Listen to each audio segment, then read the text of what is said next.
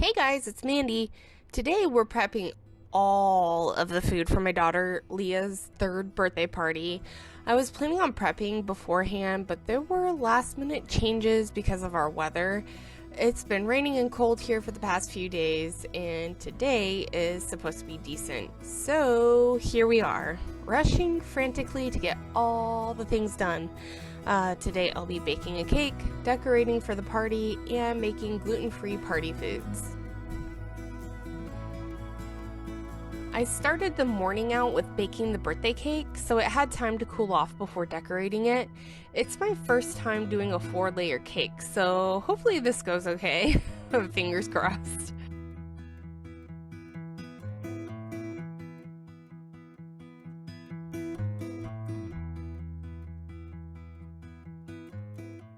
I start with prepping my pans for the cake batter. A trick I learned is to line my pans with parchment paper, and to do that, just use a pen to outline whatever dish bottom that you need to cover and then cut it out. It's super simple. And then another trick, if you spray just a little bit of oil at the bottom of the pan before laying the parchment in it, it helps keep it in place so when you're pouring your goods into the dish, it doesn't move around. When I use a box cake, typically I use butter in replace of oil and milk in replace of water to make it taste just a little more homemade.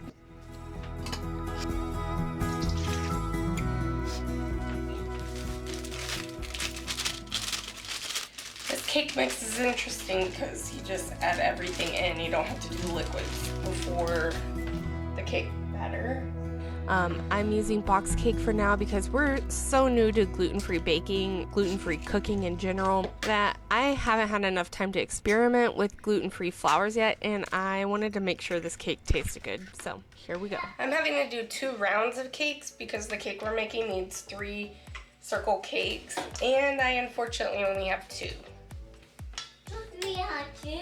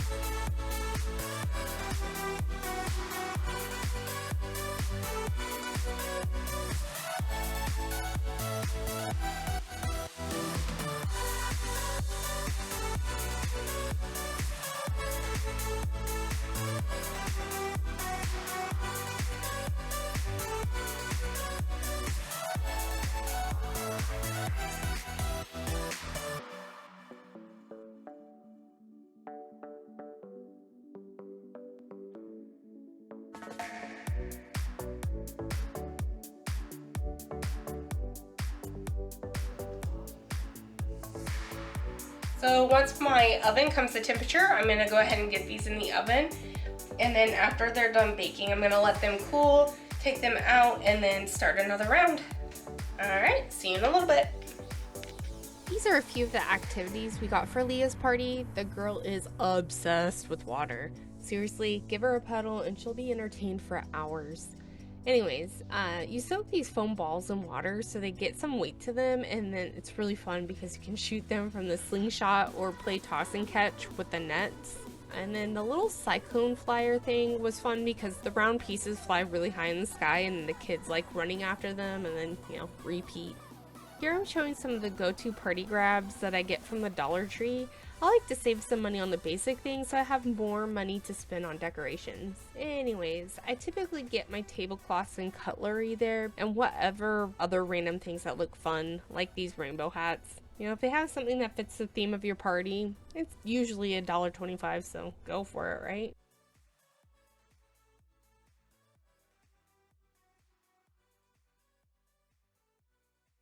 Here we are starting the second round of cakes, and little Miss Leah being my helper, of course.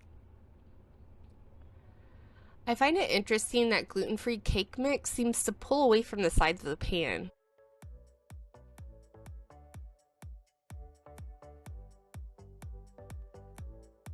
Normally, I would let my cakes cool a bit before taking them out of the pan, but I was in a hurry to get the next round in the oven and needed these pans to cool off. So I went ahead and took those hot puppies right out of there.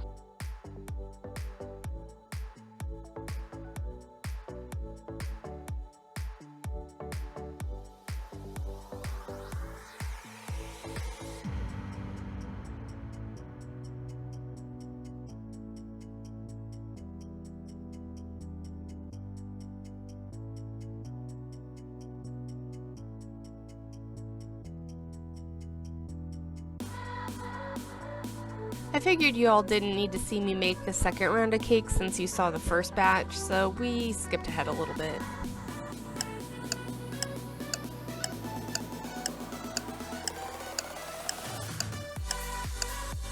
So here we are, some decorations and party favors. Some of them did double duty because they decorated and then also I let kids take them home afterwards.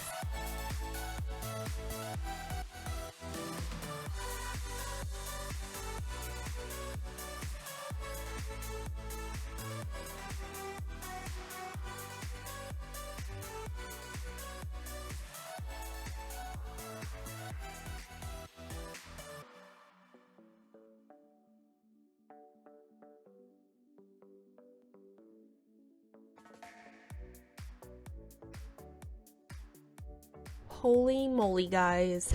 This little streamer thing was cute, but took forever to assemble because you had to take apart each sheet of tissue paper, roll it up, and then attach it to the string, as you'll see.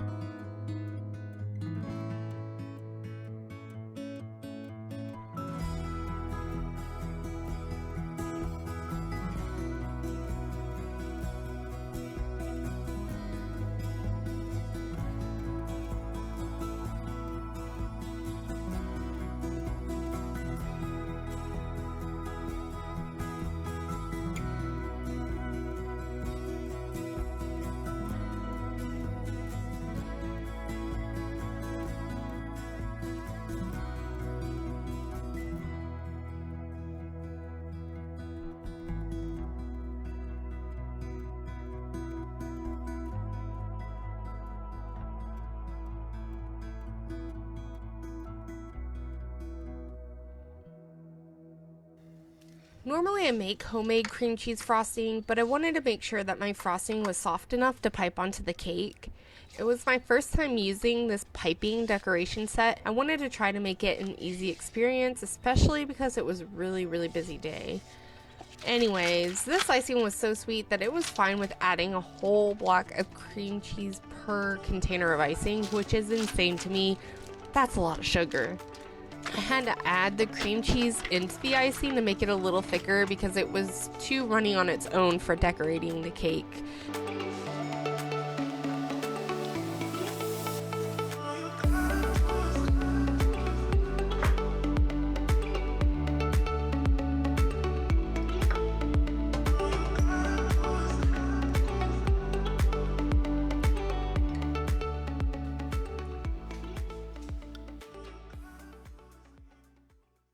So I read online that it's good to stick your cakes in the freezer before icing them because it helps them crumble less.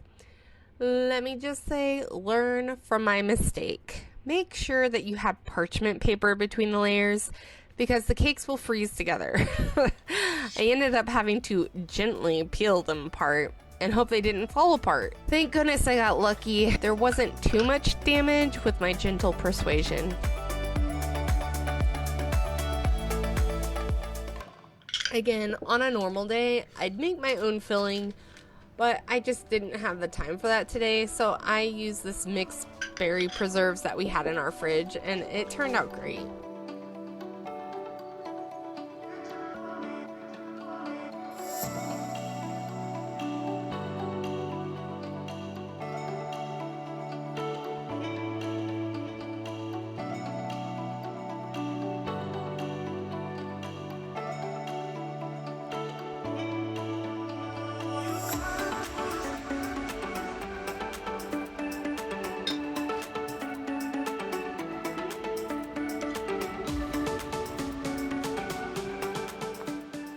Okay, so this is the crumb layer of the cake. Here I'm just putting a base layer of icing on the cake, and then I'm going to put it in the fridge to chill and solidify a little bit so it ices a little bit easier.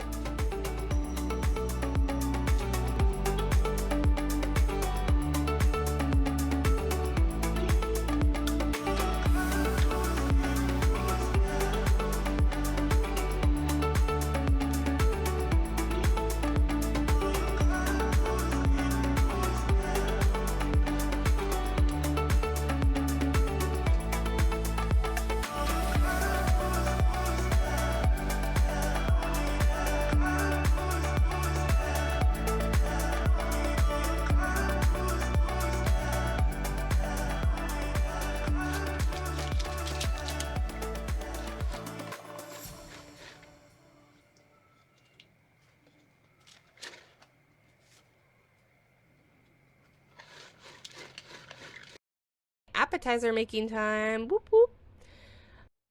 I'm beginning with this antipasto salad. I took shortcuts like everything else today in making this by using a pre-made dressing instead of making it. The antipasto salad is red bell pepper, red onion, pepperoncinis, salami, pepperoni, cherry tomatoes, mozzarella chunks, olives, and then Italian dressing. And you can make that yourself or just take a shortcut and use pre-made like I did. I'll have the instructions to everything I made on our blog post, and then I'll link it in the description below. All of the food I made was great because it was quick and easy and tasty.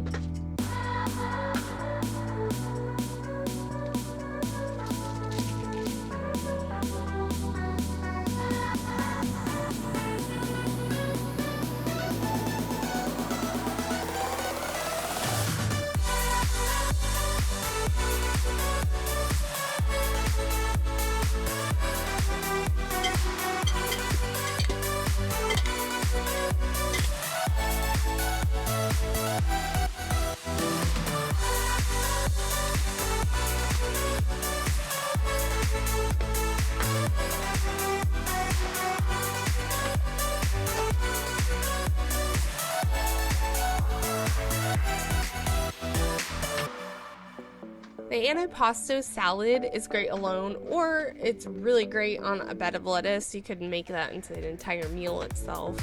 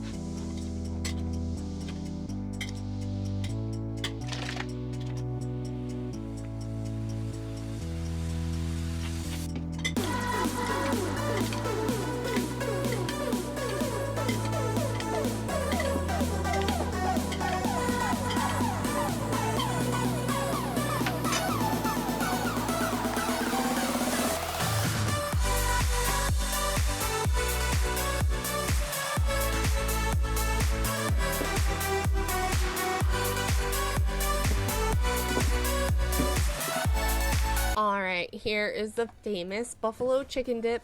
This is one of my personal go-tos when I need a fast get-together snack because it's so simple and a crowd pleaser. You just mix all the ingredients together and bake it. How much easier can it get, right? The buffalo chicken dip, super simple. All that's in that is canned or pre-cooked chicken, cream cheese, ranch dressing, Frank's Red Hot sauce, and mozzarella cheese.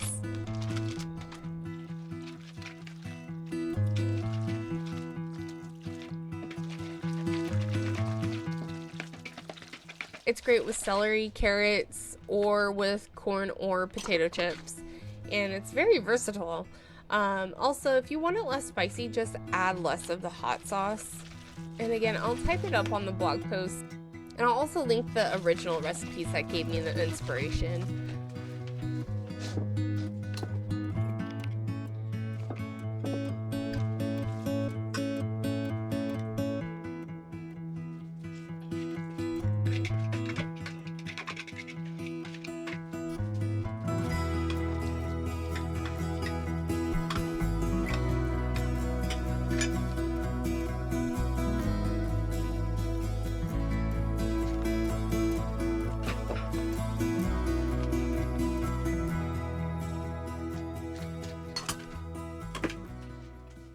Here's the sausage cheese dip, and it goes great with corn chips. It was a hit and everyone loved it.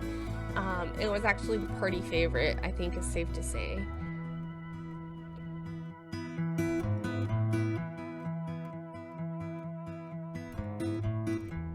And get ready for this one, guys. The sausage cheese dip is only the sausage of your choice, a jar of salsa, and cream cheese. It's that stinking easy, and it was the favorite.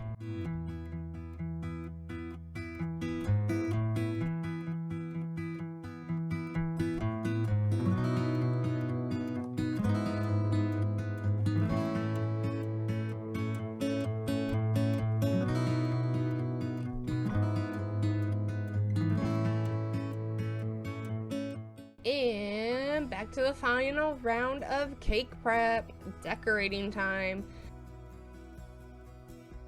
So here I'm putting on the top layer of the base icing, and then I'm going to start the piping fun. And obviously here my goal was to get one even layer of white icing around the cake. It ends up looking kind of rustic, but that's fine. Once I put the decorations on, you can't really tell. My mother-in-law bought me this piping set for my birthday, and this is the first time I've taken the time to break it out and use it, so I'm really excited. One tip, make sure that if you're going to pipe decorations to not cut your bag too short. I did on accident the first time. I know not to do that again. And just like magic, a unicorn horn appeared.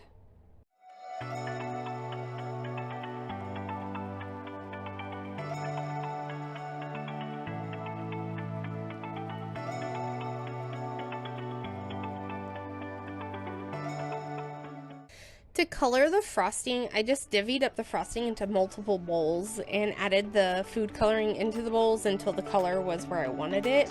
Of course, the more food coloring, the deeper the color.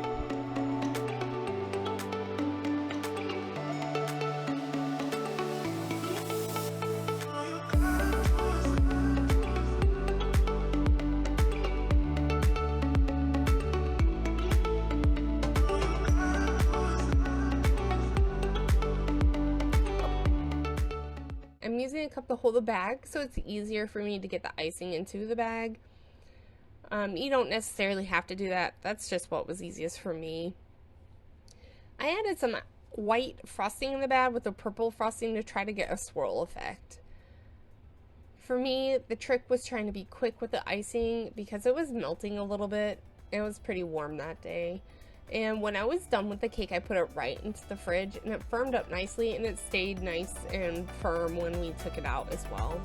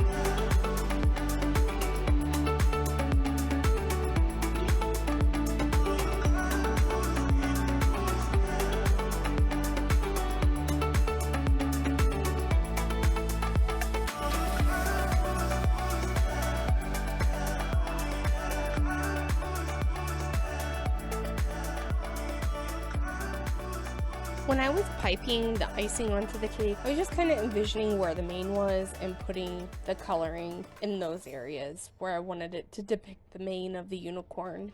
So really, you can organize it however you want. You can put dots all over the cake, or you can have it in one main location. You know, do what you want.